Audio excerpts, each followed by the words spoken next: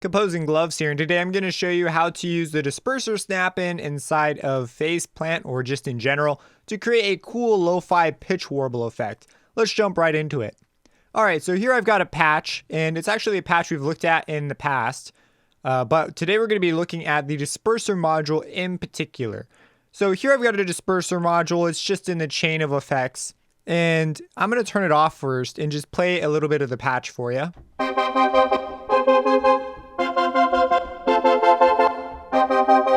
Now I'm going to go ahead and turn it on.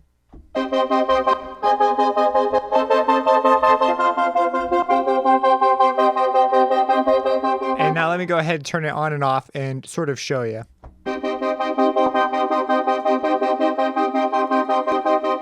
So you can hear there's a slight pitch warble. Now here I've dialed it back to what I consider to be a tasteful amount, but we can actually dial it up quite a bit more.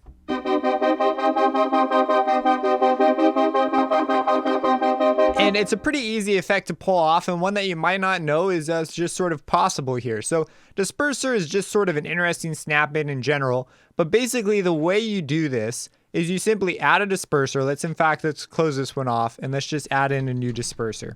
So here's a disperser. I'll drag it up to where the other one was. And right now it's just static. So right, we choose where the frequency selection goes. But it doesn't take a genius to figure out that moving this thing can produce some interesting effects. So I decided to grab a LFO. In this case, it's just moving at the rate of a measure. And so meaning that in one measure, it completes a cycle. And I'm going to hook this up to the frequency right here.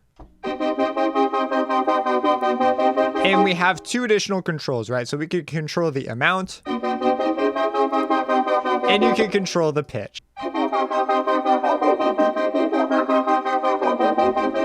So for this, I generally keep the pinch lower. I don't go for a higher one. This is going to be sound dependent on what you're doing as well. And then something that's pretty important is how much you allow it to vary. That's going to determine sort of the width of the pitch warble. And then where you choose to put this. So if you put this higher up, it's not going to have as big an effect on the sound. It'll be a little more subtle, and sometimes this can be the area you're going to want to go. If you put it down lower where, you know, the fundamental is, this is going to be a much more drastic effect. So usually I'm going to pick something somewhere up here-ish or in the middle. Every now and then, you know, you may find it pleasurable to put it down there, and then you dial it back.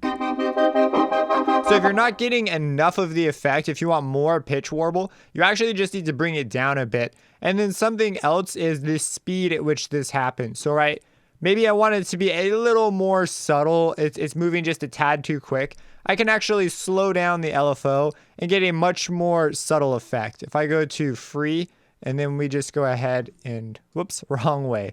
And we slow it down big time. And this will allow us to move into territories where it might be a little more pronounced, but because it's so slow, it won't matter as much.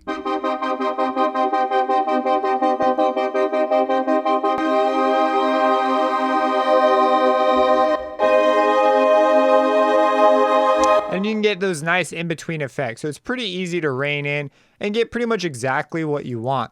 But that's it. That's all you have to do with the disperser. Basically, just hook up an LFO and dial in your settings.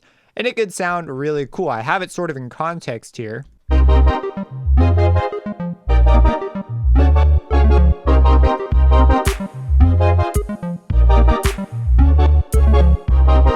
can get rid of the filter.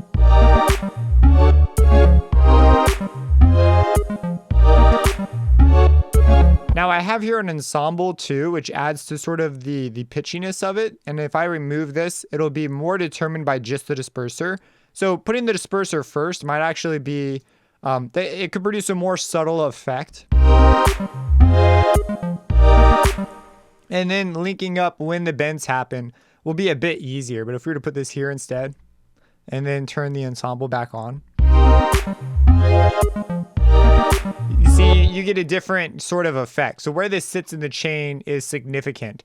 And what follows after it. Like for example here, I've got two reverbs here. One reverb was meant to be pre-filter and then a post reverb.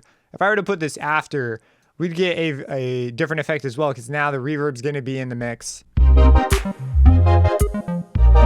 And this, actually, I think I might like this more. It's just, depending on where you put it, it's going to change what goes into it. And that's going to give those things the additional pitch movement. And that's going to make you want to change your settings here. But that's it. That's all you got to do. If you have any questions about this, let me know. Subscribe and have a blessed day.